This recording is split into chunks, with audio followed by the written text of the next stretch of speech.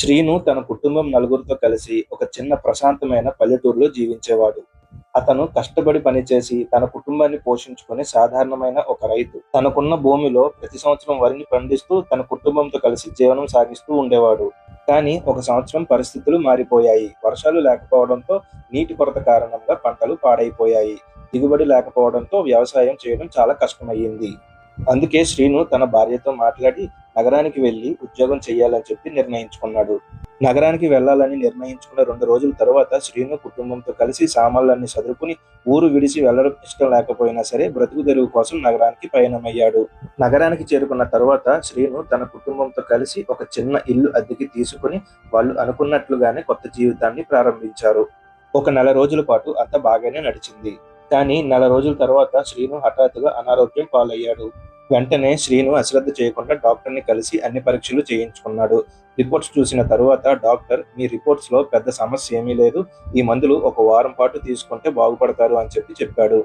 Srinu doctor చెప్పినట్టు ఒక వారం మందులు తీసుకున్నాడు. కానీ ఒక వారం అయిన తర్వాత కూడా అతని ఆరోగ్యం మెరుగుపడలేదు. శ్రీను తన ఆరోగ్యం గురించి చాలా ఆలోచించడం ప్రారంభించాడు. భయపడిపోయి చివరికి తన కుటుంబంతో కలిసి మళ్ళీ తన గ్రామానికి వెళ్లి తనకున్న భూమిలో ఏదో ఒక పని చేయాలని చెప్పి నిర్ణయించుకున్నాడు. ఆశ్చర్యంగా గ్రామానికి వెళ్లిన ఒక వారం లోపే అతని ఆరోగ్యం సహజంగా ఏ మందులు లేకుండా మెరుగుపడింది.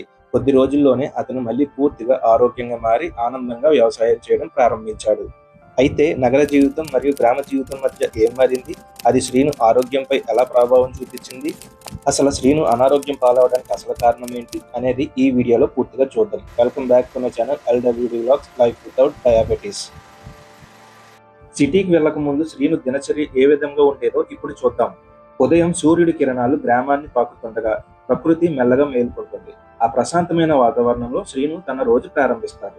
తన ఇంటి వెనకవైపు ఉన్న బావి దగ్గర చల్లని నీటితో స్నానం చేసి తనకున్న పొలంలో పని చేయడానికి పనిముట్లు సిద్ధం చేసుకుని పొలంలో పని చేయడానికి చాలా సంతోషంగా బయలుదేరేవాడు. తన కుటుంబ పోషణ కోసం తనకున్న పొలంలో కష్టపడి చాలా ఆనందంగా పనిచేసేవాడు శ్రీను. కొంతసేపటి తర్వాత శ్రీను అల్పాహారం తీసుకునేవాడు. ఒక పెద్ద చెట్టు నీడలో కూర్చుని ప్రతిరోజు తోడుబెట్టిన అన్నం, ఉల్లిపాయ, పచ్చిమిర్చి తినేవాడు. అల్పాహారం ముగించుకున్న తర్వాత శ్రీను అదే చెట్టు కింద విశ్రాంతి తీసుకుని కొంచెం సేపటి తర్వాత మళ్ళీ శ్రీను పని ప్రారంభించేవాడు. మధ్యాహ్నం 12-1 గంట మధ్య శ్రీను ఇంటికి వెళ్లి మంచి ఆరోగ్యకరమైన భోజనం చేసేవాడు. అలాగే రాత్రి భోజనం 7 గంటల లోపు కుటుంబంతో కలిసి శ్రీను భోజనం చేసేవాడు. ఇక్కడ శ్రీనుకి మధ్యాహ్న భోజనం తర్వాత రాత్రి భోజనం అయిన తర్వాత పులిసిన మజ్జిగ తాగడం బాగా అలవాటు. ఇక ఇప్పుడు శ్రీను సిటీ లైఫ్ గురించి చూద్దాం. నగర జీవితం మొదలైన తర్వాత శ్రీను జీవన విధానం పూర్తిగా మారిపోయింది. ఉదయం తొందరగా లేవాల్సిన అలవాటు పోయి ఆలస్యంగా లేవడం ప్రారంభించాడు. ఉదయం అల్పాహారంగా మైదాతో తయారైన ఆహారం తినడం మొదలుపెట్టాడు. సహజమైన ఆహారం దూరమై ఆరోగ్యానికి హానికరమైన ఆహారం దగ్గరయ్యింది. నగరంలోని రద్దీ, కాలుష్యం, ఒత్తిడి ఇవన్నీ శ్రీను జీవితాన్ని మరింత కష్టతరం చేశాయి. మధ్యాహ్నం భోజన సమయానికి కూడా ఫాస్ట్ ఫుడ్ మీద ఆధారపడవలసి వచ్చేది. ఒకప్పుడు ప్రతిరోజు తీసుకున్న తోడుపెట్టిన అన్నం, పులిసిన మజ్జిగ ఇప్పుడు పూర్తిగా దూరమయ్యాయి. మళ్ళీ రాత్రి భోజనంలో కూడా అదే ఫాస్ట్ ఫుడ్ తినేవాడు. మళ్ళీ గ్రామానికి వచ్చిన తర్వాత చెట్టు నీడలో కూర్చొని తన జీవితాన్ని ఆలోచించాడు శ్రీను. అప్పుడు అతనికి ఒక నిజం అర్థమైంది. తన ఆరోగ్యానికి అసలు కారణం జీవన విధానమే అని.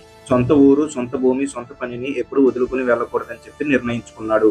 ఆ రోజు నుంచి తోడుబెట్టిన అన్నం, పులిసిన మజ్జిగని తన జీవితంలో భాగం చేసుకున్నాడు. మరి శ్రీను ఆరోగ్యాన్ని ఎటువంటి మందుల అవసరం లేకుండా బాగుపరిచిన ఈ అంబలిని ఏ విధంగా చేయాలో ఇప్పుడు చూద్దాం. ఈ అంబలి తయారు చేసుకోవడానికి ఇక్కడ నేను మిల్లెట్స్ వాడుతున్నానండి. బోదలు, అలాగే ఒక గ్లాస్ వాటర్, అలాగే ఒక మట్టి పాత్ర. మీరు ఏ మిల్లెట్స్ అయినా చూస్ చేసుకోవచ్చు, అది మీ ఇష్టం అండి. మరీ ఎక్కువేం తీసుకోకర్లేదు. ఇక్కడ నేను మహా అయితే 2 స్పూన్లు తీసుకున్నాను. ఇప్పుడు వీటిని మట్టి పాత్రలో వేసేయండి. అలాగే 250 ml వాటర్ కూడా ఇందులో వేసి మూత పెట్టి కనీసం ఒక 8 గంటలైనా సరే నానబెట్టండి. 8 గంటల తర్వాత మూత తీసి చూస్తే ఈ విధంగా ఉంటది. ఈ వాటర్ను మాత్రం అస్సలు పారేయకండి, ఎందుకంటే ఈ మిల్లెట్స్ ని ఇందులోనే ఉడికించుకోవాలి.